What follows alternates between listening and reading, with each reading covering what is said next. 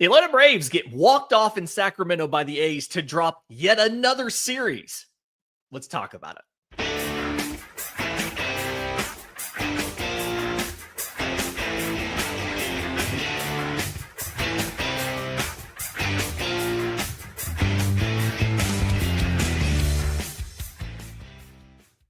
Yes, welcome on into a special live edition of Braves Today for Friday, July 11th. Your source of news, notes, and updates on your Atlanta Braves. I'm your host, Lindsey Crosby. You can follow me on social media at Crosby Baseball. You can follow the show on X, Braves_today. We have a Facebook page and an Instagram as well. And you can find all of my written work, bravestoday.com. That's the Braves Today Substack, as this is both a podcast and a newsletter. Reminder how these special Friday live episodes go. Everybody who's here in the YouTube chat, drop your comments in here. I'll do my best to monitor the chat and grab them while we talk through a couple segments. And then we will get to your questions live in the final segment of the pod. We will keep going as long as you guys have questions for me, right? Everybody on audio, do my best to make sure I read all these questions out loud, not just throw them on the screen, so that you guys can hear what's going on as well.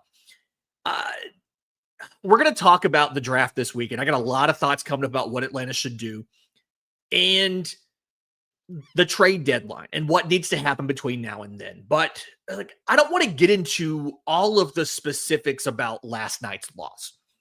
Atlanta had another typical Atlanta Braves loss, right? They went and put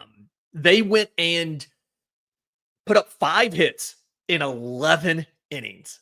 They had a runner on second in both the 10th and the 11th. And not only could not score that runner, I believe they only got 2 balls out of the infield. It was a situation where Ozzie Albies strikes out, Michael Harris strikes out. Both of those are 4-pitch at-bats where 1 pitch was even in the zone. The other, the Drake Baldwin pinch hitting has a sac fly deep or a fly out deep that if somebody had been able to single and get the runner over to third, he could have scored on a sac fly if you had an extra out to play with, right? And then in the 11th, top of your order is up. You get 1 fly ball, and then everybody else, you can't get the runner in despite him getting the third. So Spencer Strider wasn't happy with his start. I thought he was fine. He settled in after that first inning 3-run home run, didn't allow another run the rest of the game. And obviously he's like, we've lost too many of my starts. I need to be better. And technically, yes, you can nitpick some of what Spencer Strider did. I didn't think the home run was a great location to leave a slider, for instance. But as has been so incredibly common recently, this loss goes on the offense. This Atlanta Braves offense is legitimately one of the worst offenses in all of baseball, which is incredibly frustrating. I mean, this is mostly the same guys that we expected to do better, and we all assumed last year was a lot of the injury issues. This has been approach issues and underperformance by your core guys. Again, in the 11th, you had the top of your order up and could not score a single run. Could not even get a base hit. So it is incredibly hard. I guess there's 2 different things here. One, it's incredibly hard for your offense, and shout out to Laugh for making this point in the chat here. It is incredibly hard for your offense to be good when the bottom of your order is so incredibly bad. Michael Harris, and I'm going to pull this up real quick. I wish I had done this before we got on.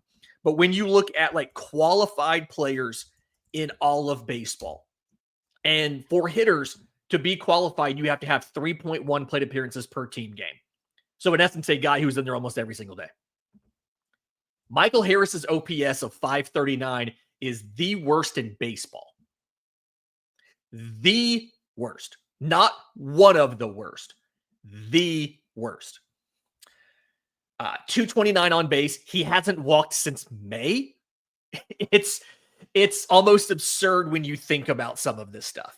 Ozzie Albies is 8th worst. It's a 612 OPS. He did hit a home run last night.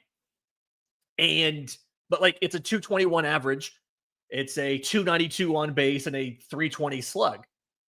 And you can't, the bottom of the lineup for Atlanta has been so incredibly bad. But to kind of give you an idea of how poorly some things are going, Nick Allen does not have a barrel this year. He has not barreled up a single ball. His slugging percentage is 274. To give you an idea of how bad things were for Atlanta, their previous options in the outfield, Alex Verdugo was right there at slugging with Nick Allen. Brian De La Cruz was worse. Jared Kelenic was close to worse. Michael Harris is only 30 points better than Nick Allen on slugging. And so I genuinely, it feels like he's never going to draw a walk again. There was a game he walked twice, if you remember, back in May. So you have that issue. Like you have a black holes, literal black holes in the bottom of the lineup. But at the same time, the top of your lineup, the heart of your order, has significantly underproduced. And Matt Olson's been great recently. Like he's been really, really good. He had a deep sac fly to left field that advanced the runner from second to third, despite it being to left field. He did his job in that 11th inning. Nobody else did. But you've had poor clutch performances, like situational hitting from Austin Riley. Marcell Ozuna's been dreadful. He did get the home run last night, but he's been dreadful ever since that hip injury. There's a lot of things you need to do here. I wrote about this, I want to say it was last week. It feels like Michael Harris getting sent down for everyday at-bats in Gwinnett would be a good thing for him. It kind of feels like they're platooning him almost, which is dumb. Let's not do that, because he needs to play every day, but he needs to do it in a place where there's no pressure. I would be, at this point, this season is done. Like you're not going to come back and make the postseason. Not with not having Chris Sale, not with not having Spencer Schwellenbach. Like it's not going to happen. And so I don't see a reason to not send Michael Harris down to AAA. Let Eli White play center. Let Stuart Fairchild play center. Bring up Carlos Rodriguez. Let him try. At this point, it doesn't really matter. What's more important is getting Michael Harris fixed before you go into 2026. Griffo89 in the chat says it perfectly. Send him down till he finds his groove again. The same vein, Marcell Ozuna. I've advocated for this multiple times. I want Drake Baldwin to play as much as possible because I want Drake Baldwin to get that prospect promotion incentive draft pick by winning Rookie of the Year. Because that pick is going to come in the back into the first round. Atlanta is on pace to have a lottery pick in next year's draft in the top 10. I put the thing out this morning. They have the fourth best odds of the number one overall pick at 11.01%. And so either way, if you assume they're going to be in the top couple, right? The top couple picks, even if they don't get number one, it's the largest bonus pick pool or draft pick pool that they've had in a long time. Get that extra first round pick. Let's go ahead and get a bunch of talent in the system with that money that we have. And since we're on the topic of sitting guys down, Sam asked in the chat, can we send Ozuna and Albies down too? Here's the thing. I know that's a little bit of like sarcasm and joking. They actually have the ability to block any sort of optional move down to the minors. Like if you try to option them down, they can reject the assignment to the minors. Michael Harris cannot. It goes by service time. And so Atlanta needs to figure out something else with those guys because one, you can't send them down. And Ozuna, you can't even trade him unless he consents to it. He has what's called 10 and 5 rights. He's been in the majors for at least 10 seasons, and he's been with his current team, Atlanta, for at least 5. Remember, he signed in 2020, and then he signed a multi-year deal for 2021. So He hit his 5 years with Atlanta the end of last season.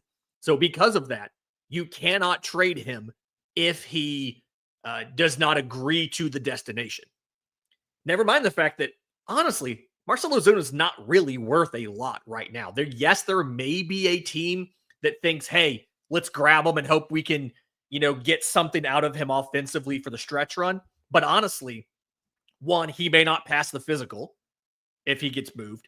And two, I don't see a team giving up a lot for him. And there's a lot of guys on this roster that AA said are not going to move. And even if they were to make some trades, they wouldn't get a lot of return for them. We're going to do some trade deadline talk in just a second.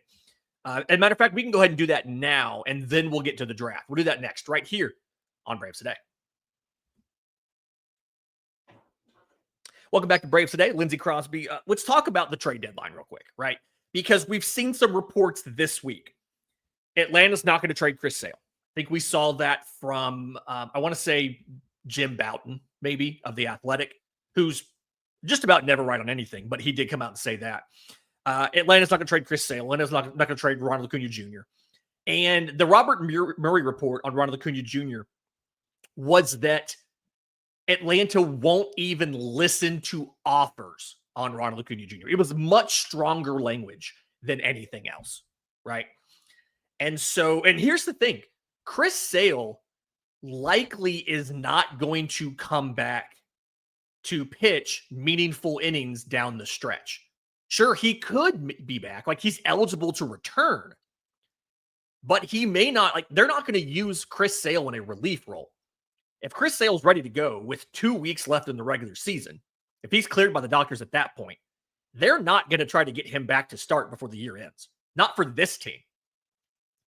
And so it's just entirely likely that Atlanta's only moves that they make are going to be relievers. I wrote about this a little bit. Maybe it was last week. There's a couple different guys that you could see moved. Raisel Iglesias his overall numbers have not been good. Okay. Obviously, he's absolutely struggled this year.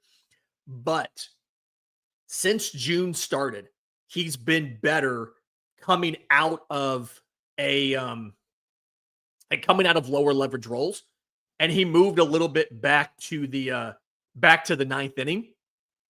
And he's been fine, right? He's not been great. He's not been awful. He's been fine. But I could see a team going out there and trying to get him from the perspective of, hey, we can use him in the eighth.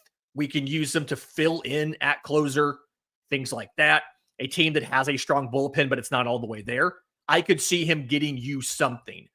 I wonder how good the prospect return would be without Atlanta keeping some of the contract. That's my big question. $16 million salary. The acquiring team only has to pay for what's remaining on the salary, the final 2 months. But I could still see them keeping some of that money to get a better prospect. Rafael Montero, another expiring deal. I think you could potentially get, at best, a lottery ticket kind of guy there, but I'm absolutely okay with that. I do think there is a case, and shout out here. I think Smith the Great had this in here. I think it's a good idea to look at Pierce Johnson and Aaron Bummer as well. Okay. Pierce Johnson does have an additional year of team control through a club option. So his last guaranteed year is this year, but he does have an additional year of team control. Relievers are so fungible from year to year, right? Like that performance is not incredibly consistent. But when you look at what Pierce Johnson does, being so curveball heavy, you've seen how that really kind of struggles from a game-to-game basis. Like when you have a guy who is so committed and focused on one pitch, when he throws a bad one, when he's off for a day, you have situations like in San Francisco where he blew 2 different games in 2 consecutive days by leaving a hanging curveball or something like that. And I do think that he would he's more valuable to somebody else than he is to Atlanta. You have a lot of young prospect options for relief. John Carlos Lara, Hayden Harris, a lot of guys you could call up and try out. And you can always supplement with veteran relievers in the offseason if you need to. Aaron Bummer's the other one that I would look at here. Shout out to Sam in the chat saying he'd trade Bummer. I'm right there with you. And this is a hard one. I like Aaron Bummer from a stuff perspective, from what he does. But here's the thing about Aaron Bummer. This coaching staff doesn't seem incredibly willing to use him in higher leverage situations. I know you're going to have a new coaching staff next year. We all know you're going to have a new coaching staff next year. But also, Aaron Bummer's main thing of getting these ground balls. Atlanta has the best infield defense in baseball. And like, not just me saying that, if you go by the numbers, if you go by defensive ratings, Atlanta's infield is the best defense in baseball. And if the Braves can't convert enough of those ground balls into outs to get to keep his ERA from being way higher than his field and independent pitching, then what's the point of paying the increase in salary to $9.5 million next year for Aaron Bummer? You've uncovered some lefties that feel like they could work for you. Dylan Dodd, Austin Cox. Again, you have Hayden Harris in the minors.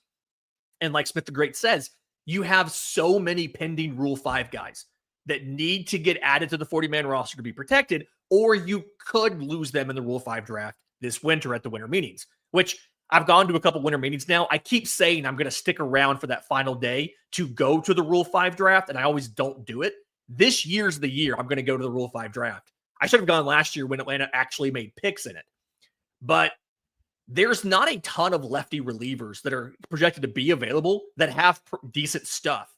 I think Aaron Bummer, the fact that he has one more year of control, he could get you a legitimate return. He might get you a better return than Raisel Iglesias, honestly, because he's cheap. He's like $3.5 million salary this year. He has another year of control. And what he does is a little more unique than most relievers available and lefty relievers. Very reliable ground ball guy.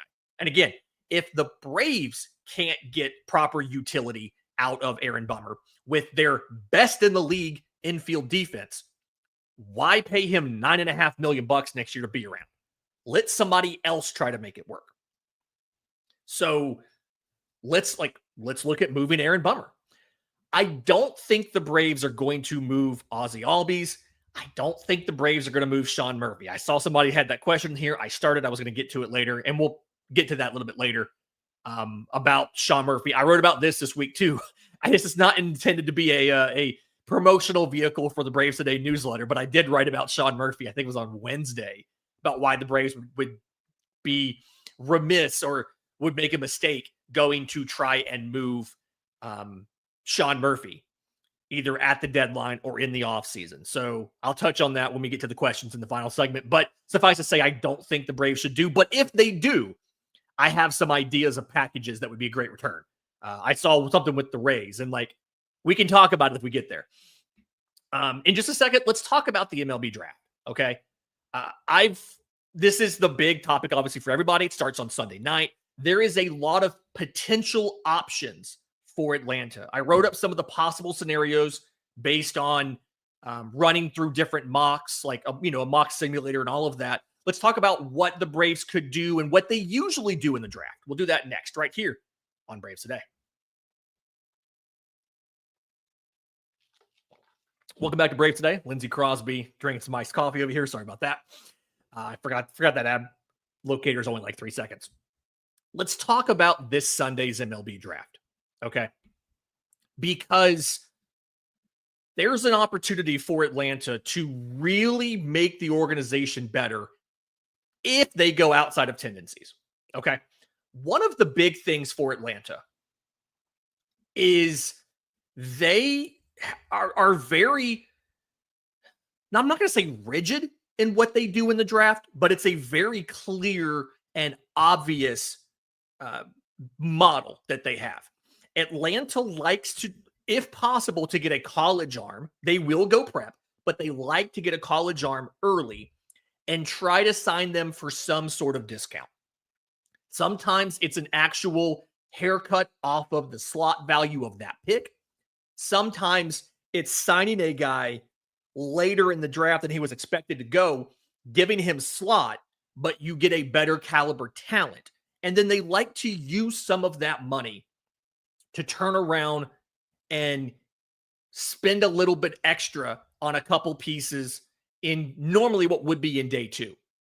The way the draft always worked, it was like first and second round was on day one, 3 through 10 was on day two, 11 through 20 was on day three. This year starts a different model. It's only 2 days. Rounds 1 through 3 are on day one. So my mocks that I did for the piece this morning focused on 1 through 3. And then 4 through 20 are on day two. Okay. And like, if you look at what Atlanta did, okay, 2023, they saved $270,000 on Hurst Waldrop. And then they paid for 2 preps over slot and Garrett Bowman and Isaiah Drake. Lucas Braun also got a little bit extra out of Cal State Northridge. Drew Hackenberg was a huge overslot deal. They did save some money on Saban Ceballos, but they had to pretty much punt the whole rest of the draft to cover Hackenberg's extra money there. 2022, they underslot Owen Murphy in the first. They underslot Blake Burkhalter in the second. They were able to spend extra money on J.R. Ritchie and Seth Keller and Nacho Alvarez. They went large with an overslot deal for Adam Mayer, which looks like it absolutely is questionable returns there. And then punted most of the rest of the draft, although Cedric the Grand Prix got, I think it's 13th round. He was a JUCO. He got some extra money there. And then like last year, Cam Caminiti, they paid him slot as a prep player. So they got him technically at a discount because most first round preps take more money to sign. They got him in the late 20s. He was supposed to go earlier. And they used the savings on him, on Carter Holton, on Herrick Hernandez to turn around and pay extra for Nick Montgomery and Ethan Bagwell. And with the leftover money in the 20th round, they spent an extra $190,000 over slot to get Eric Hartman. So like they like to try to get a discount on their first couple picks. So I ran through a couple different options in the draft. And I think what could happen, there's 3 scenarios that I see for Atlanta. The one that I think a lot of us want is jump aggressively into the prep hitting class.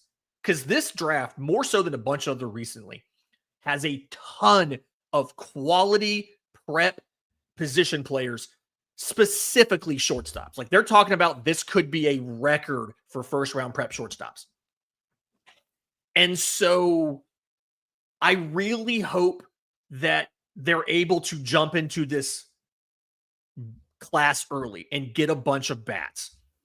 I've seen some scenarios where Atlanta grabs one of the big college bats that falls and then turns around and just doubles up on prep shortstops.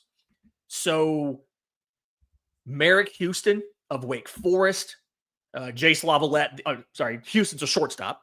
Jace Lavalette, the outfielder to Texas A&M. I've seen scenarios where you get, what was it?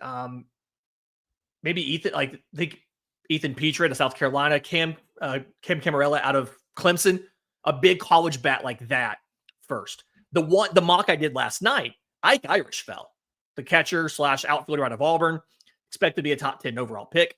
I don't see him falling to 22, but I think that idea of they grab a big college bat early is possible. Now, what probably has to happen there is some of the really promising prep shortstops that are supposed to go high are already off the board. Daniel Pierce is a somewhat local kid out of Mill Creek. He's one of the guys that I really would love Atlanta to take at 22.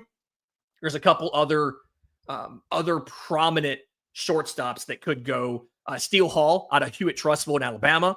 I think he's another potential like shortstop that could go before Atlanta picks, but a prep guy I would love for them to get. If one of those guys isn't there, I could see Atlanta going whichever college bat falls And then after that, doubling up on shortstops. One of the mocks I did last night had Nikki Becker out of Don Bosco Prep at 60, and then Coy James out of Davie County at 96. The other scenario that I'm worried about, I guess the scenario that I am worried about here, is Atlanta instead decides to pivot and say everybody's so focused on all of these prep bats and all these bats in general that we're just going to hoover up all of the good starting pitchers. It feels like that could be a thing that Atlanta does, right? And so when I ran this scenario through last night through the mock draft simulator, we got Gage Wood out of Arkansas. He's the righty that threw the no-hitter in the College World Series. Third time it's ever happened. He went and did that. I would not hate that pick of Gage Wood. 67% strike rate, 8 walks. Fastball, power, curveball are his thing. Atlanta's been pretty good at getting their pitching prospects to have better sliders. The slider is the weakness of his 3-pitch kind of mix there. I could see them doing something like that. And then after that, you're looking for specific traits. Cade Obermuller out of Iowa is a lefty that looks a lot like Chris Sale. Fastball, sweeper. He doesn't have a traditional slider, but he's got a low arm slot out of the left-hand side. Who better than to teach him a really good slider than Chris Sale, who has a really good slider out of that arm slot, right? Cam Leiter out of Florida State was a potential first rounder who had labrum surgery, shoulder surgery, missed the rest of the year, but like fastball, slider, curveball, changeup kind of thing there. That would be really interesting. And then what I feel like is the most likely is kind of splitting the difference here. Again, Atlanta likes to grab that college pitcher in the first round. They've taken some preps recently, but that's just not necessarily a demographic that I love. High school prep pitching is the riskiest demographic in the entire draft. Look back to 2020. 19 pitchers were drafted in the first round, were drafted in the 19 prep pitchers were drafted in the 5-round 2020 draft. 3 of them have made the majors. And like a lot of prep pitchers just went to college. Like that was the best of the best prep pitchers being drafted in that 5-round draft. 3 of the 19 made the pros. It's just an incredibly risky demographic. And look at the 5 prep pitchers that Atlanta's taken early, like in the first 6-7 rounds of the last, around the 2021, they take AJ Smith-Shawver in the 7th. He made the majors. He's down with Tommy John right now. 2022, they took Owen Murphy in the first, had Tommy John, projects to make the majors, we hope. J.R. Ritchie was a competitive balance pick in 2022. He went down with Tommy John.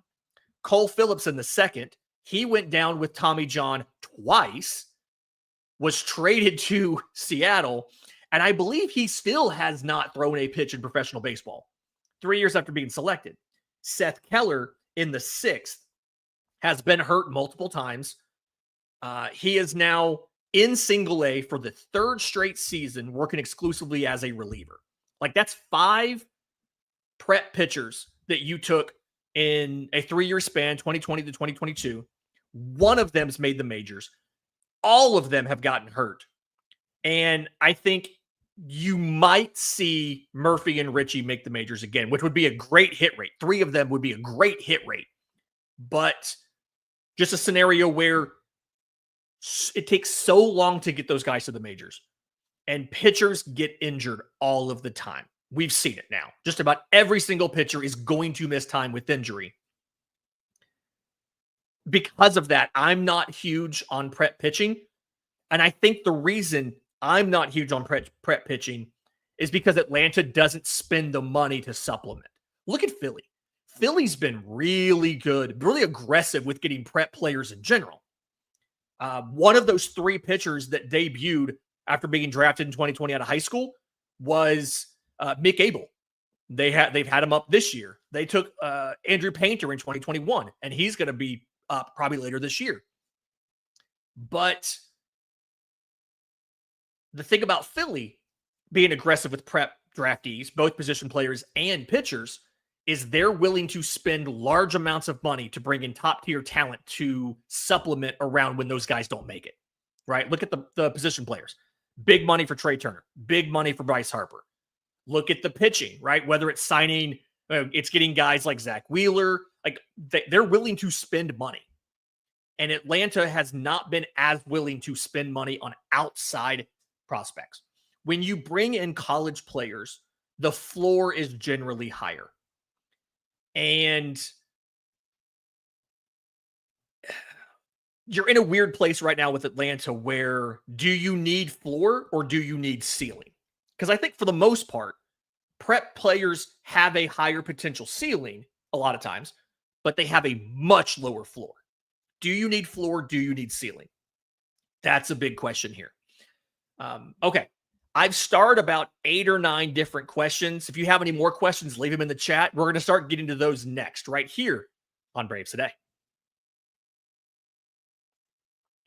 Welcome back to a special live edition of Braves Today. Lindsey Crosby. Thankful to everybody who's here. Got about 120 of y'all in here right now.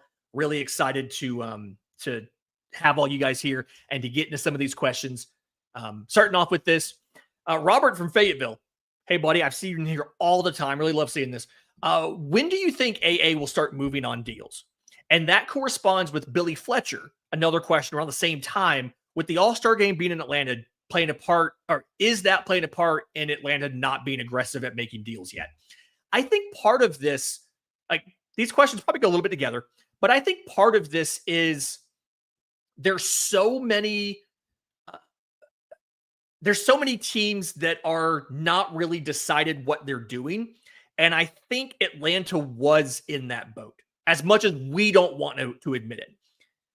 Anthopoulos, I think when he was talking to Cellini and Domino on 680 The Fan a few weeks ago, he specifically discussed the expected win-loss total versus the regular win-loss total, right? He discussed what the run differential tells you. So like right now, Atlanta is 40-52. They're +1 on run differential, which projects to a 46-46 record. And we've also seen where Atlanta is extraordinarily bad in one-run games. Just the absolute worst in one-run games. It's very annoying. They're 11-23. If you flip that, like it's a 324 winning percentage, which this team's not been good this year, but that's even worse than their overall record. That's worse than their road record. And the Braves have been dreadful on the road. So if you were to, just hypothetical, if you were to flip that to 23-11, the Braves are like a game out of first place in the East. They're absolutely still in this. Even if you take that to just a 500 record, right? That is 34, so that'd be 17-17. You'd be adding 6 wins to this team. They wouldn't be 500, but they'd be even at least a little bit closer to wild card contention. I had the standings up here a second ago. The Braves right now are 10 games out of the wild card. If you were to make them just 500 in one-run games, they'd be just 4 games out of the wild card. They would absolutely still have a realistic and legitimate chance of making the postseason. They would have the Padres, Cardinals, and Reds ahead of them, and that's it. So it feels like while that run differential was still significantly positive, that's when Alex Anthopoulos was still like, hey, maybe something can happen. I feel like after this loss, Atlanta is, I had it here. Atlanta is 2-8 in their last 10 games. That is the worst mark in baseball. The Cleveland Guardians are 3-7 in their last 10 games. The Tampa Bay Rays are 3-7 in the last 10 games. The Chicago White Sox are 4-6. The Colorado Rockies are 3-7 in their last 10 games. The Braves are 2-8. Now you are done. You are 2.5 games ahead of Washington for last place in the East. I do think after the All-Star break, as soon as they come back, or maybe even once all of that stuff is done, that is when you will start to see legitimate rumors on some of these deals, right? As Smith the Great puts out there. We got cooked by the Angels, the Orioles, and the A's. 2 of those 3 teams had worse records than Atlanta when those series started. And you won 2 total games in those 3 series. So I think it was 2. Yeah. So it feels like the Braves are probably are done. And I think the front office is going to admit through their moves that they're done. They'll never come out and say that they are done. AA's not going to do a press availability and say, yeah, this season's over. He's not going to do that. That's not his character.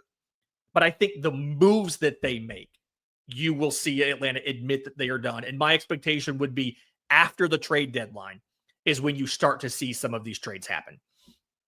Georgia fan has a question here about, would you trade Sean Murphy to the Rays? And if so, who would you want in return? And it kind of dovetails with Doug's question here. Please tell me AA will prove himself a liar by saying will not happen when he was talking about not trading controllable players a couple weeks ago. The thing about AA, the first time I heard him say this kind of vehemently, I was in the car on the way to the 2023 winter meetings in Nashville. I was driving up there when I was listening to the Zoom for the media while I was driving. And he went on a pretty long thing about how Atlanta doesn't give out no trade clauses. They don't give out player options and all of that stuff. But there's a tactic understanding that the players, like when you approach them with a long-term deal and they agree to sign, he said there's an understanding in this organization that we're not going to turn around and trade you later. If you sign with us and you have guaranteed money, guaranteed years left on your contract, you are a Brave. Now, he did leave himself an out by talking about unless circumstances drastically change. And there absolutely have been situations that drastically change their performance. That's what he's talking about, performance issues. Michael Harris, for instance, is a guy where the performance issues for Michael Harris have become too big to ignore. I don't think Atlanta's going to trade those guys that have multiple years of control. I do think somebody with 1 year left, like an Aaron Bummer, or option years like Pierce Johnson, that's in a different bucket from the guys who have signed long-term. So I don't think Sean Murphy would get moved to the Rays this offseason. If nothing else, consider it this way. We all thought 2.5 years ago we were set for a decade in center field, right? Michael Harris had hit 300. He was like a 15-15 guy, Gold Glove caliber center field. We all thought we were set. 2 years later, he's the worst qualified hitter in baseball by OPS. So what happens if you trade Sean Murphy and then either Drake Baldwin stumbles or he gets hurt? You don't have a catcher at all. And with the DH spot likely opening up next year, it feels like it's entirely possible Atlanta just keeps Sean Murphy and knows that they can play Drake Baldwin and Sean Murphy together 5 days a week at DH. And then you can use that 6th day to give Ronald a half day off, right? Just have him hit and not play the field or something. So it feels like they're not going to make the move. If they do make the move, I would ask for a lot because Sean Murphy, despite what people may, feel about his offense, he is still he has the 4th best slugging on this team, 786 OPS, but a 478 slug, 4th best slug on this team behind Acuna, Baldwin, and Olsen. What is it? He's hit 13 home runs. He's 1 behind Austin Riley. He's 2 more than Drake Baldwin. He's 3rd on the team in homers right now. He has more than Marcell Ozuna, and he's played less. He's an exceptional defender. I would ask for a stupidly high package. And if they want to give us a lot for Sean Murphy, I would drive him to the airport myself, right? If the Rays want to give us shortstop Carson Williams, who has a little bit of contact issues, but has great power and is a amazing defensive shortstop. They want to give us him and say outfielder Theo Gillen and an arm. I'd take Joe Boyle. I'd probably drive Sean Murphy to the airport myself. I think if they do it, the price is going to have to be super, super high. It's going to have to be super high. Super Null VA. I'm assuming you're a Seminoles fan in Virginia, which makes a ton of sense. That's where you'd expect them to be. Would you take a flyer for the rest of the season on DJ LeMahieu at second base? I'm not opposed to the concept. I do think it would be better to learn what you have in Nacho Alvarez first. Because it is very clear to me, even if you keep Ozzy for next year, you have to address second base. You have to give yourself a guy who can step in if Ozzy stumbles again, or somebody who could battle with Ozzy for the starting job. And if you bring in DJ LeMahieu this year, you're only paying him league minimum, right? Because he was DFA'd by the Yankees. He has guaranteed money left, but he doesn't do anything for next year. Plus, he's already in his mid to upper 30s. So if Ozzy was out and you were trying to still make the postseason, I absolutely, kind of like how you brought in Whit Merrifield and G. Urshela last year. But bringing in DJ LeMahieu now for second base doesn't do much to fix the problem for next year unless you think you can re-sign DJ LeMahieu and have him battle with Ozzy Albies at second base. Because LeMahieu can't play anywhere but second. I don't think he can play any third base anymore. And so you just have 2 second base only guys on your bench, or 1 on your bench and 1 in the lineup.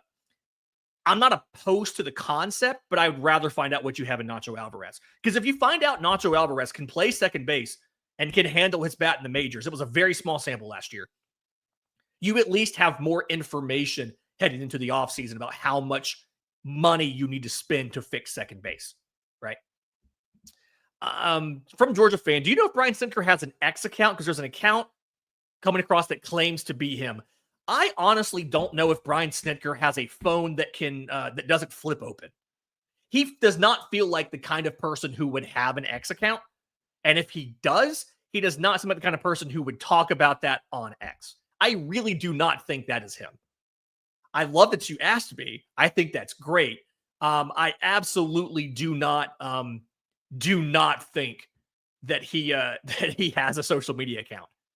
I'm willing to bet you Brian Singer doesn't have a Facebook account. So no. Smith the Great. Do the Braves move Bryce Elder if he gets hot into the deadline? Out of options next year. Doesn't feel like a piece who's in the Braves' future rotations. I would not be opposed to a deal that moved Bryce Elder as long as you got somebody with future control. You're not fixing something for this year. 4.5 years of control, as I think you pointed out in a little bit of a later question there. And he's going to be in that weird boat of he's out of options. You have to, if you don't have him in your rotation next year, he probably likely gets DFA'd. I'm not opposed to the concept of trading Bryce Elder. I think that right now, with how much Atlanta's hurting for starting pitching, they're probably not going to move him unless they're able to get a guy with multiple years of control who they can replace him with in the rotation at the deadline. Because right now, you need bodies. Look at the rotation for this weekend. It is Grant Holmes and the 2 of us who are watching this podcast right now. That is the Braves rotation this weekend. So it feels like it's just incredibly unlikely that they move him. I do think maybe in the offseason, he ends up getting moved as part of a package to get someone else. Because one, that's the AA way, right? But there's just, it's really hard to make that from a baseball perspective right now, because how do you cover those innings? And so I just feel like that probably not going to go now, but I absolutely do think this offseason he is likely an option to move out. They probably learned from like the Ian Anderson situation where they gave him up for virtually nothing and then got him back. And he's been not on the 40 in AAA and has still been pretty bad. Craft question here. Do you think Braves being in a win now window will affect AA wanting to take college players over prep? I don't think so, because AA has a ton of control on his contract. So he's likely, he wants the team to be better, but it really feels like Atlanta is at least outwardly acting like they expect a lot of these guys to rebound. I don't think he's going to change his outlook. Plus, I honestly don't think he has as much specific hands-on directing every pick as we likely think. We get, like, we, the media, we get to speak to Renette Shaw after every MLB draft. And he's really thorough with the reasoning behind just about every single pick. The impression that I get from a lot of talking to Atlanta's different people, whether it's their international farm director every January for free agency, whether it's Ronit Shaw around the draft, the impression that I get is that AA has these guys in silos, right? International free agency, MLB draft. And they kind of run their little silo. Now they get him involved and he oversees everything. But like, I get the feeling that Ronit Shaw's making a lot of these selections and he runs them by AA and AA approves them, but that they're making these selections kind of in a silo. What do we think the best options are for this team for the future versus we need a fast moving college player that can get to the majors quickly to help this major league roster? I don't think they do that. I really do think they kind of let Ronit Shaw run his own deal. AA's involved. He has a hand in it, but he's not making every single decision himself. That's just the impression that I get. I could be wrong, but that's what it feels like when we talk to Ronit Shaw every year and get his thoughts on every single pick. Waffle had a question. I hear Byron Buxton could be moved. So what about to Atlanta for Michael Harris II and Murphy? See, I've actually heard the opposite. Byron Buxton has a no trade clause in his contract. And from everything that I have some friends who cover the Twins, acquaintances, whatever. And from everything that I've heard, he specifically requested the no trade clause be in there. It's a full no trade clause. It's not like a 10-team no trade clause because he's been outspoken that he and his family really like the organization, really like that part of the country, really like being there. So I've actually heard the opposite, that he could not be moved. He does not want to get moved, and he could actively block any sort of trade that they try to make.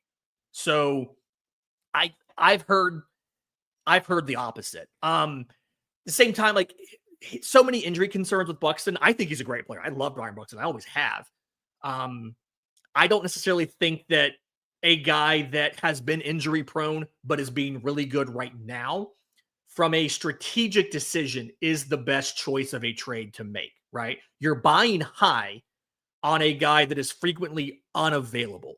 It's kind of like what the Angels did when they signed, oh my gosh, the third baseman that never plays. I can't think of his name. If you're in the chat, let me know. Anthony Rendon, right? They signed him to a massive free agent deal after a really good year, and he's been terrible for them. And so, like, I feel like not as dramatic, but that's the situation you'd be in with Buxton, right? Where if you were to trade for him now, you're paying high. I mean, he's a great player this year. You're paying a high price for him, and you run the risk of him getting hurt again, going back to the frequently injured thing and getting no value out of the deal. Plus, he doesn't want to go. I don't really see it happening. I'm not opposed to the concept of making some sort of move, but I don't think that Michael Harris has the value we want in a trade if we give him somebody else because of the amount of time left on his contract and the risk to another team to take that on if he can't fix it. Emmanuel, my guy, our Puerto Rican correspondent here on Braves Today. I don't want to see Acuna go, but with rumors trending, I'm sure you've looked at the options, so I got to ask, who would be your ideal trade partner and which players would be included? Fun fact, I wrote this article a couple weeks ago and took a lot of crap for it. A lot of people did not love the idea that I wrote about, hey, you could trade Ronald Acuna Jr. And in my scenario, it was more you're getting closer to time to re-sign him. You don't want to pay him $45-50 million a year. And I think what I said is you would need to go to a team that had a top-tier shortstop prospect and some other players, right? Couple top 100 guys is going to be the listing here to get Ronald. The Mariners, the first team that comes to mind, shortstop Colt Emerson. I did some work on him back when he was in high school because he was committed to Auburn. I got my start covering baseball by covering Auburn University baseball. So as you use something like him, outfielder Lazaro Montez, and then one or two players, probably a pitcher and another position player, would be something there. People aren't going to want to hear this, but the Dodgers, right? Something like shortstop Kellen Lindsey, outfielders Zahir Hope, and another pitching prospect with maybe another position player. Think about like shortstop Alex Freeland, left-hand pitcher Jackson Ferris, something like that. Like it would have to be a package that you could get a high-level shortstop. You call the Rangers and you get Sebastian Walcott and a couple other pieces. Emmanuel makes a good joke here. If it's the Mariners, can the trade include bringing Seitzer back? I would not be opposed to bringing back Kevin Seitzer. Obviously, he was not the problem. Kevin Seitzer was not the issue last year, and he just ended up being the scapegoat for what happened. But if you were to trade Ronald, it has to be a massive deal, and you have to get pieces back. You have to get multiple pieces back, including a high-level shortstop. It has to be in the deal. And even then, half the fan base would never forgive AA. Like, it probably would be like the guy who traded Mookie Betts and ended up losing his job in Boston. It would be a situation like that. Like, AA would eventually, that would be the thing that brought down Alex Anthopoulos eventually. Half the fan base would never forgive him. Half the fan base hasn't forgiven the Falcons for giving up on Michael Vick, and he went to prison. So they would not forgive giving up on Ronald Acuna Jr., not when he said all the right things about wanting to be in Atlanta for his entire career. Last question here in the chat before we get out of here. From Joe, do you think Anthopoulos makes the trade for Michael Soroka? I would have loved him to make the trade for Soroka. I wanted to sign Soroka this offseason. I thought you knew he could be good out of the pen. If he didn't work as a starter, you could move him back to the pen. I wanted them to re-sign him. I don't know if they make the deal now, simply because unless you're pairing it with an extension, it's kind of just a rental. And I don't really think you should make any deal that doesn't have team control in future seasons. And if I remember right, Anthony Rendon, now I can't do anything but remember his name. Michael Soroka, I think, is on a 1-year deal. Maybe he has an option for next year. But either way, it feels like I'm not opposed to bringing back Michael Soroka, but I do think that if you get any player with only control for this season, an extension needs to be part of the deal. You need to make sure, if you're giving up an asset that you don't really have in your farm system, it needs to be a guy that you can keep around. Either you have an agreement with him to sign him in the offseason for another 1-year deal, or do something like that. So I'm not opposed. I don't think they do it. Emmanuel also makes a good point about AA and Acuna. He's really in a no-win scenario here.